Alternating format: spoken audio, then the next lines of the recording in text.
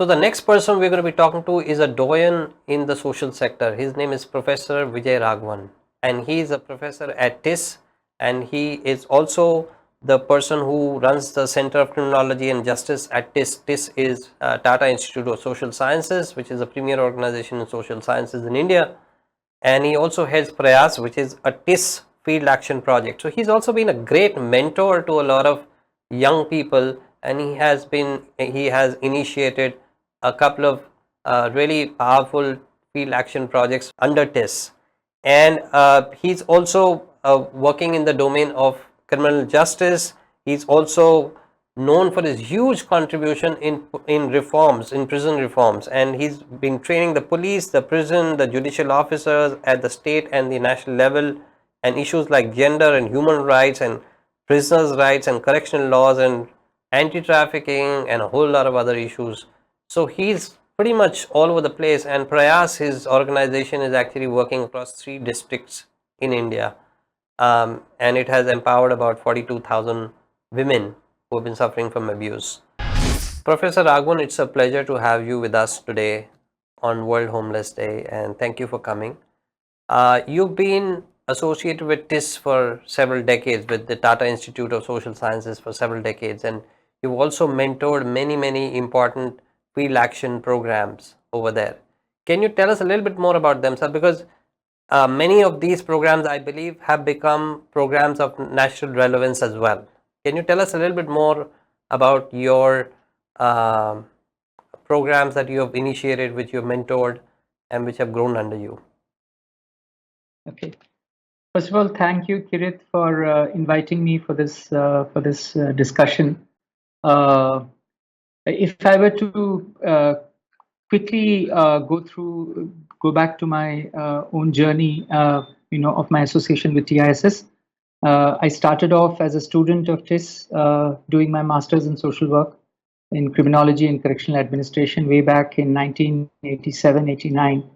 And right as I was closing my 2 years of education, my teacher offered me a job as a social worker in a project which she was planning to initiate. So we ideated on this project together, and this is a project which has now grown into a biggish kind of an initiative, which is called Prayas, which is a field action project of TIS, which works in the criminal justice system essentially with persons vulnerable to crime or victimization.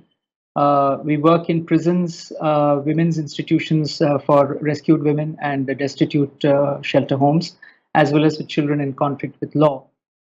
Starting from one social worker, which was me in Athar Road Jail in Mumbai, we currently are working in 8 prisons across 2 states in Maharashtra and Gujarat, 3 shelter homes, and 1 shelter home for children in conflict with law.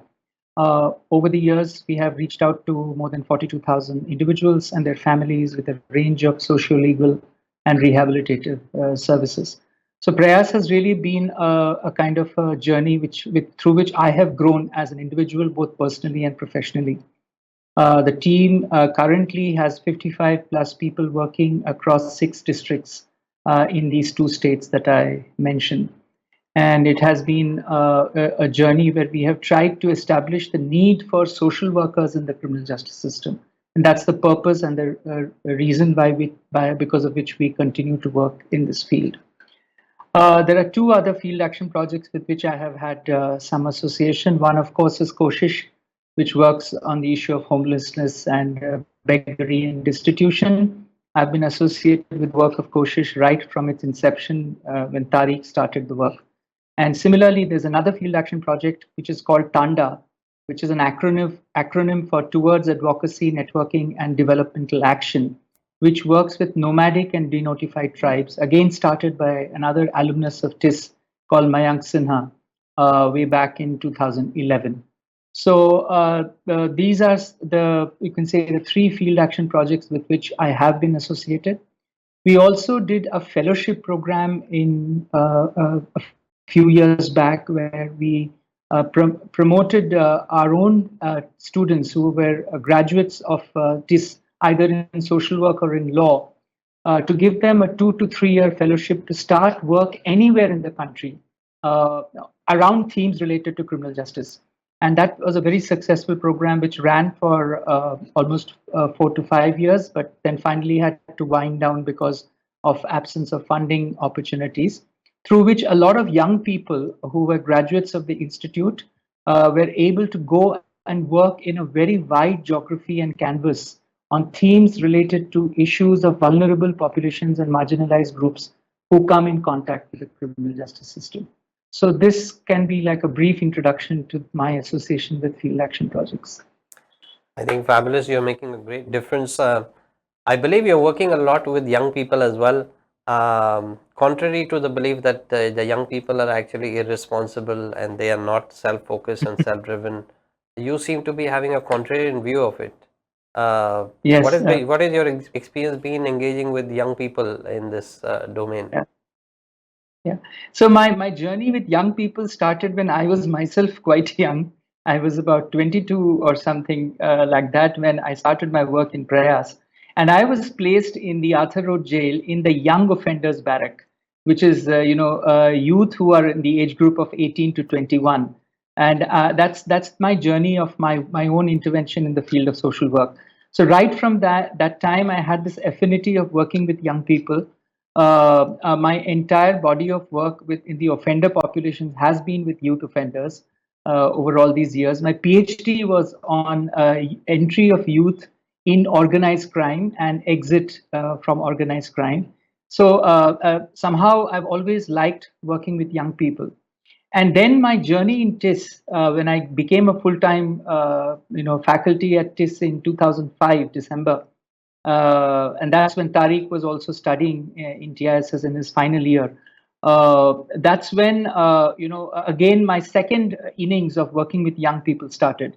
So I worked for 15 years in the field, working with young people, male youth offenders and released youth offenders.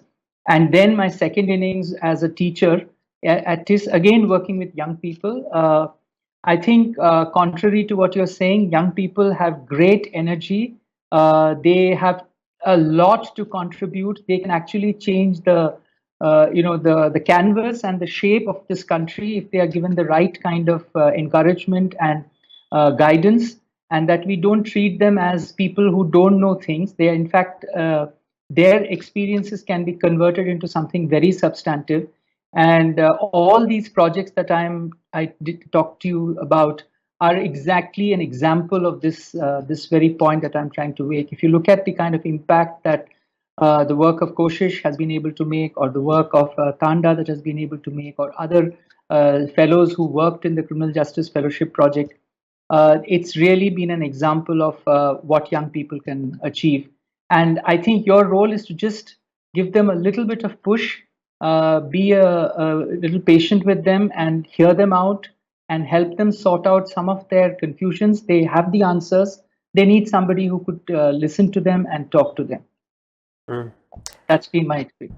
That's great. So I also see that you're part of the Criminal Justice Reforms Committee at the NHRC, which is the National Human Rights Commission, and that's a powerful position to be in. I mean, it's a place where ideally from where the thought leadership will actually emanate and things should happen, and but we still see that the 1959 Bombay Beggary Prevention Act is still prevalent and is still being abused, used, and criminalizing poverty and destitution.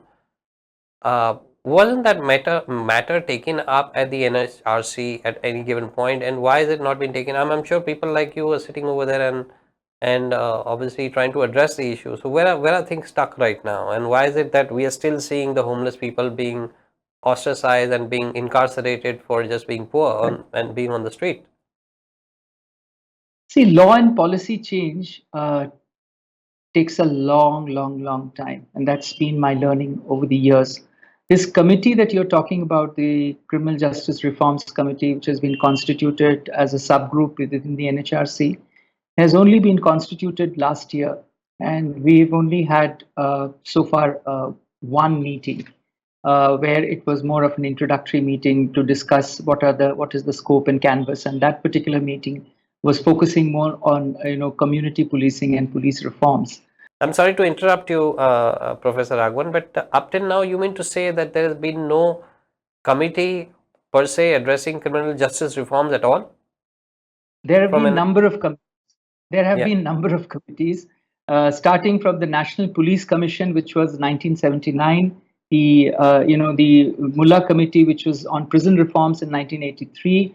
There is a Criminal Justice Reforms Committee by Justice Mallimath, and then a Madhav Menon Committee. So there has been no dearth of committees. There have been no dearth of recommendations made by various committees. But the real problem in our country is the implementation of recommendations made by various committees.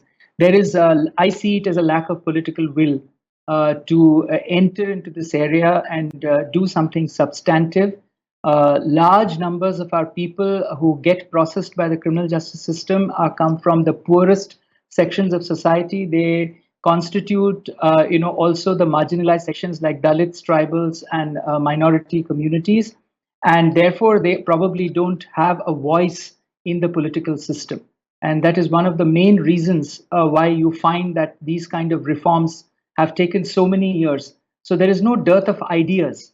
There is no dearth of solutions. I mean, just if you look at the beggary prevention law, it is absolute basic common sense that this law should go, and there should not be a law which criminalizes the poor. Why is it taking so many years for this simple idea to go through is something that is really a matter for all of us to ponder about. Because despite the fact that now we have a Delhi High Court judgment which has practically decriminalized beggary, at least in the state of Delhi, why is it that other states have not taken it up? At the central level, it has been, again, the problem, of course, being that we are a country where laws are as per a state list and a central list and a concurrent list, and law and order is unfortunately on the, or fortunately, on the the state list, and therefore the central government cannot pass laws which are pertaining to law and order. It can only make recommendations.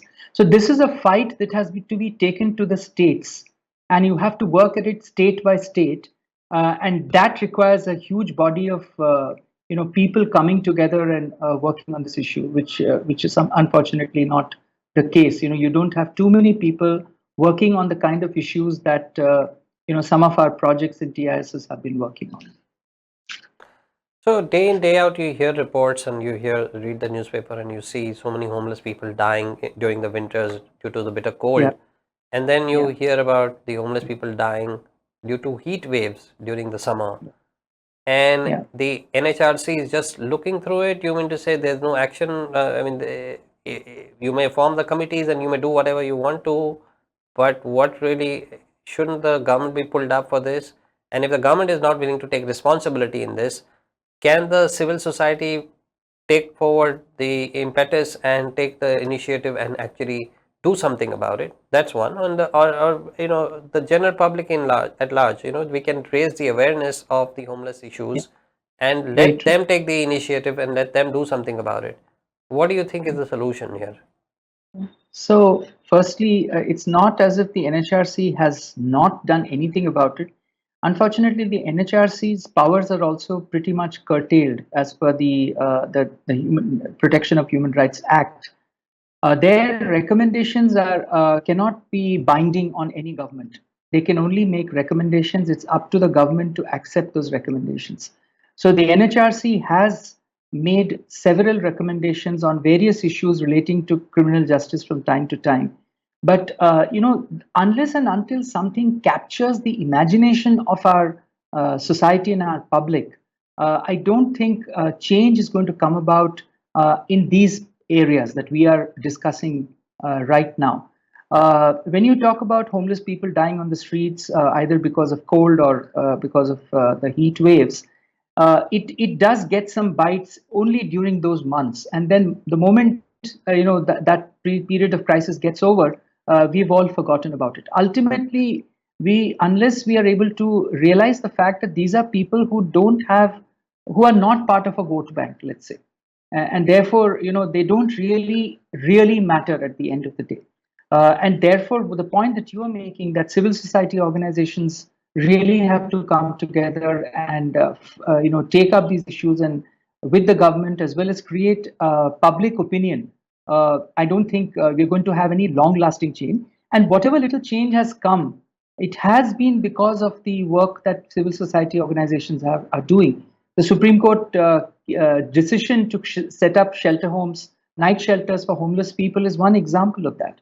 So at least in few states now which are implementing this law or this direction, there are shelters, night shelters for homeless people, at least in some of the states. But again, you see that many states have not bothered to implement this decision. And it comes down to the same thing, lack of political will and public sympathy.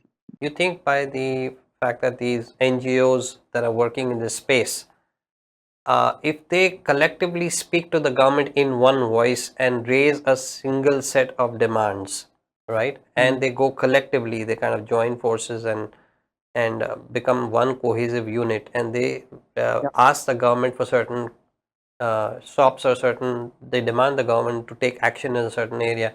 Do you think that would Mm. help to become a one single voice and then to speak to the government? Actually, there's no other way. That's the only way forward. Until and unless, and it's not as if it's not happened. Let me also say that civil society organizations have often come together from time to time and have put up issues and demands before the state. But it's a long, hard battle.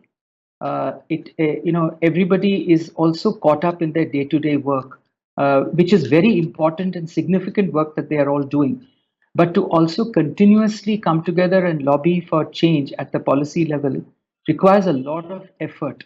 And I won't blame these organizations for not being able to do it in a sustained manner. But the need is definitely there, and there are no two ways about it. So, as ordinary citizens, we all have our rights, and of course, we also have our responsibilities, and our responsibilities now towards the weaker section of the society, which is the homeless. On this World Homeless Day, what is the message that you would like to give out to the people who are listening to you right now? How do you think they can contribute? How do you think you can help the cause? How do you Yeah. think they can talk about it or directly intervene to help the homeless? Yeah. What's your message? So I think, yeah. So I think the first point that I would like to highlight is homeless people are the people who provide us with most of the services that we in the middle or the upper classes, partake of. Homeless people are hardworking people. Homeless people are not criminals. Homeless people require our support and our, empathy. A lot of them end up in mental illness or addictions because of the kind of lack of supports that are available. Imagine having to live on the footpath or on the streets day in and day out without any services, including basic facilities like going to the toilet, and not having enough food to eat and not having nutrition. Everywhere they go, they face discrimination because there is this impression created about homeless people that these are people who are engaged in some kind of illegal work, or that they are beggars and they should not be supported, etc. So the first message is that please see them as human beings who are actually contributing to the economy, and on whose shoulders a lot of our lives go on, as if we nothing has happened.